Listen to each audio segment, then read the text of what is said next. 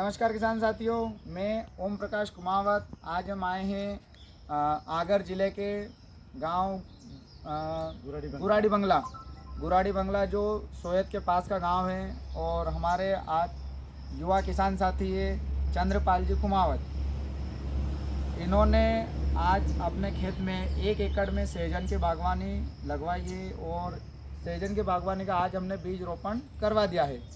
तो हम हमारे भाई साहब से जानना चाहेंगे कि इन्होंने सहजन के बारे में जो जानकारी ली है, इन्होंने हमसे कैसे संपर्क किया और आज इन्होंने कैसे अपने खेत में सहजन की बागवानी लगवाई है। जी भाई साहब बताइए।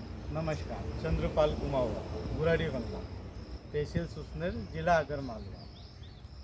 मैंने विचार किया था पहले संतरा लगाने का, और संतरा मैंने लगाया भी सही। 5 साल तक उसका इंतज़ार भी किया, लेकिन कोई परिणाम नहीं निकला। उसके बाद मैंने ऐसे यूट्यूब पर सर्च कर रहा था, भाई साहब का वीडियो मिला, उसमें देखा कि सहजन की खेती ये भाई साहब करवाते हैं, बागवानी लगवाते हैं। तो मैंने इनसे संपर्क किया। इनसे संपर्क करने के बाद फिर मेरे मन में विचार आया कि क्यों ना अपन जामफल की खेती करें, जामफल के पौधे लगाए। लेकिन उसमें भी कई सारी समस्याएं मुझे दिखी। इसलिए फिर मैं अंतिम निर्णय पर पहुंचा कि अपन सहजन का ही पौधे लगाएंगे खेत पर। और भाई साहब से संपर्क करके आज हमने 1 एकड़ में 700 पौधे के समथिंग बीजों का, सहजन के बीजों का रोपण किया है। सोयाबीन की फसल खड़ी है, उसके बाद भी हमने इसकी शुरुआत कर दी है। और भाई साहब से संपर्क हुआ था तो इन्होंने बताया था कि यह पौधा बहुत ही उपयोगी है और एक औषधीय पौधा है। औषधीय पौधा होने के साथ साथ जिस तरीके से हम जामफल वगैरह के अगर पौधे लगाते हैं तो उसका सिर्फ हम फल ही ले सकते हैं, बाकी और कोई चीज़ हम उसका इस्तेमाल नहीं कर सकते। लेकिन सहजन के पौधे में यहाँ है कि इसकी पत्तियाँ भी एक औषधि है, इसकी डालियाँ जो रहती है उसको भी बाज़ार मिलता है, बाज़ार में उसको अपन बेच सकते हैं। नीमच मंडी में औषधीय मंडी है जहाँ पर इसकी बिकवाली होती है। यहाँ तक कि इसके जो सूखने के बाद में जो जड़ें निकलती है, उन जड़ों को भी अपन बाज़ार में, मंडियों में बेच सकते हैं और उससे भी मुनाफा कमा सकते हैं। इस प्रकार हमने सहजन की फली का लगाने का विचार अपने मन में किया है।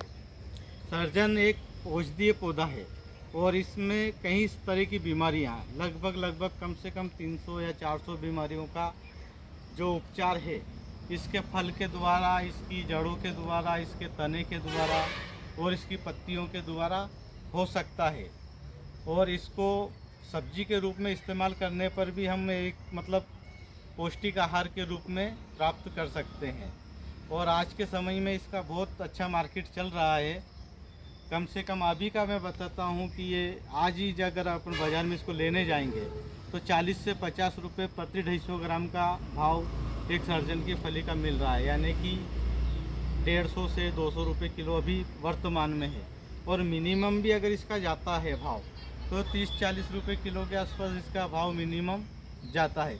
इससे नीचे आज तक मैंने तो इसका भाव नहीं देखा है। 30-40 रुपये किलो तक ही मंडी में न्यूनतम भाव इसका मिलता है। दूसरी बात यह है कि जामफल हुआ या संतरा हुआ, इसको हम ज़्यादा समय तक रोक नहीं सकते। और सहजन की फली को कम से कम 1 हफ्ता 2 हफ्ता तक भी अपन रोकेंगे तो इसके जो फल है, जो फलियां है, उसकी कोई गुणवत्ता खराब नहीं होती है। और इसको कीड़े और जैसे ये जो पक्षी है वो भी नुकसान नहीं पहुंचाते।